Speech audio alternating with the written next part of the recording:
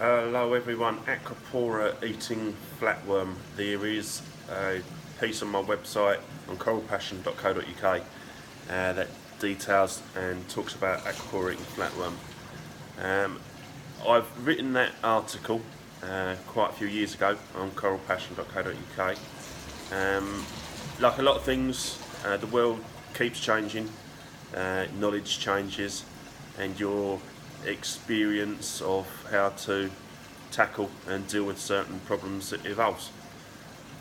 Now, obviously, I've got a vested interest in selling coral dips, bottles of treatment, because I'm a industry professional. I'm a retailer, but I have to say my view on Aquapora and flatworm has shifted a little bit over the last few years. Previously, I used to definitely think they were extreme, almost death sentence to an SPS reef tank. They were just so hard to get rid of, even with sort of twice weekly dipping in Revive or Melafix or Dettol. They just seem to find a way to keep coming back. And that may be partly due to the life cycle of this pest. There's some studies being done on it where the worm can actually burrow into the flesh of the coral and remain hidden for some time. But nonetheless, there's got to be a way of keeping this significant pest in check, or at least some sort of equilibrium, because corals, after all, they deal with it in nature. For me, I've found a very small crustacean is extremely effective at dealing with these pests. I'll just swing it around now, the camera, because it's pointing at my ugly mug, but it is the camel shrimp, or the hingeback shrimp. At Coral Passion, we keep several of them in the coral trays. I'll just try and show you some of them now. So let's have a look. So these little guys here are what I'm on about. I'm hoping that the camera's picking them up. But yeah, dancing shrimps, and we've got more over in this system here. Hopefully the camera is picking them up again.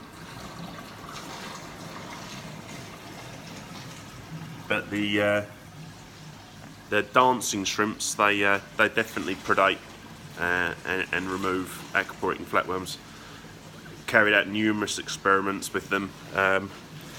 Again, this is a bit of a taboo subject. Not a lot of shops will like to say we have corals coming in with Aquapora eating flatworm. Every shop, I think, will have corals coming in with all manner of pests and problems, because guess what? They come out of the ocean.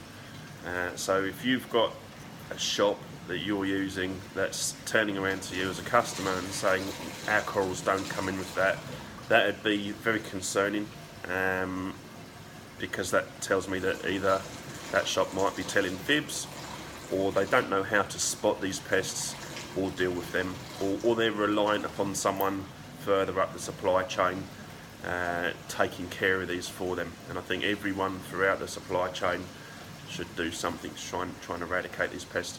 But yeah, we've seen it firsthand where we get corals coming in, particularly SPS from Australia. They'll quite often come in with the brown Aquapora eating flatworms on, and yeah, the shrimp make very short work of them. And we've even had some colonies that we've deliberately allowed to get infested with Aquapora eating flatworms, and let that colony of Aquapora eating flatworms develop on the coral, and when we put that into one of the coral trays where the camel shrimps are, that coral is very quickly relieved of its predators, and you can see the coral will start to develop, will repair the tissue and develop much better colour, and the health and vitality of that coral will come back. So now, this is going to, obviously, a lot of people are going to be saying, but these, humpback shrimps or camel shrimps, they are coral predators.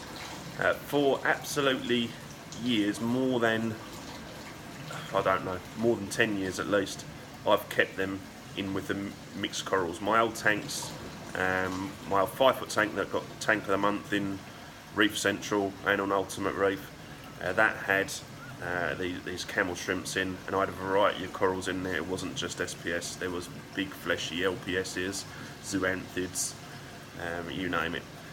So I think, relatively speaking, in the grand scheme of things, in a mixed reef tank, you may not see too much negative impact from these shrimps, and I think trying to have that sort of ecological and biodiverse balance, where sort of predator and prey have a harmonious level, is important. We can try and recreate that to some degree in our sort of mini ecosystems or our reef tanks.